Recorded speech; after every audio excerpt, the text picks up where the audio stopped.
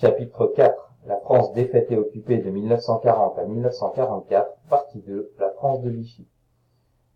Dans le contexte d'une France qui vient de signer l'armistice le 22 juin 1940, on se retrouve donc avec deux parties bien distinctes sur le territoire.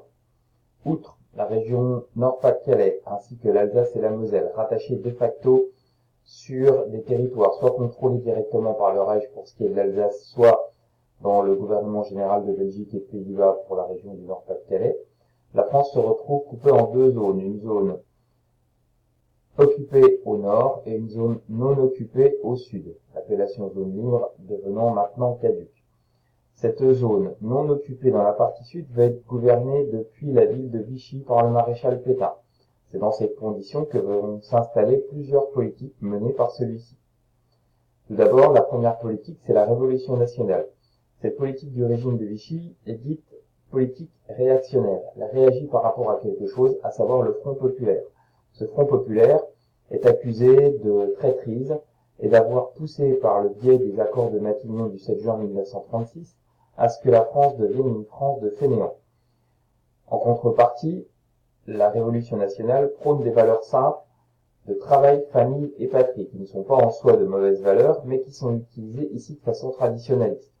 Sur cette affiche de propagande, on voit très clairement cette opposition entre la France dite de 1936, basée sur la paresse, la démagogie, l'internationalisme en critique au communisme, au socialisme qui se mettait en place au sein du gouvernement du Front populaire, avec une nouvelle France qui tient, elle, bien debout, basée sur le travail, la famille, la patrie et d'autres valeurs qui sont mises en avant par le gouvernement de Vichy. Le maréchal Pétain est ici représenté par les 7 étoiles du maréchal, son grade militaire. Une forte propagande se met alors en place. Cette propagande alimente ces valeurs traditionnalistes de travail, famille, patrie et met en avant le personnage du maréchal Pétain. On se retrouve donc dans des logiques dignes des régimes totalitaires, en mettant en avant d'un côté toute cette révolution et ce changement par rapport à avant, en mettant en avant un monde agricole qui est celui du respect des valeurs traditionnalistes, ou bien en mettant en avant la famille avec notamment la création de la fête des mères, ou dite alors Journée des mères. La deuxième partie de la politique menée par le maréchal Pétain dans le cadre du régime de Vichy, c'est la collaboration. La photographie présentée ici montre clairement la poignée de main entre Adolf Hitler et le maréchal Pétain, poignée de main signée lors de l'entrevue de Montoire le 20 octobre 1940.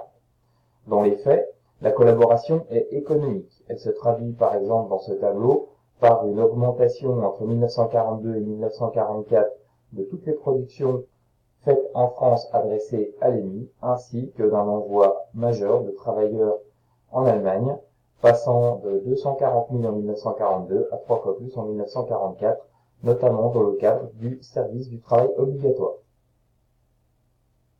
Ce service du travail obligatoire est mis en avant ici en essayant de favoriser l'envoi de travailleurs français sur le sol germanique en échange du retour de prisonniers.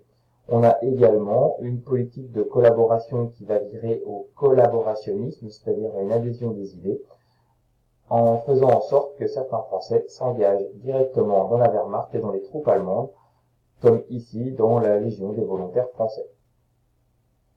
La collaboration est également antisémite, c'est-à-dire contre les Juifs.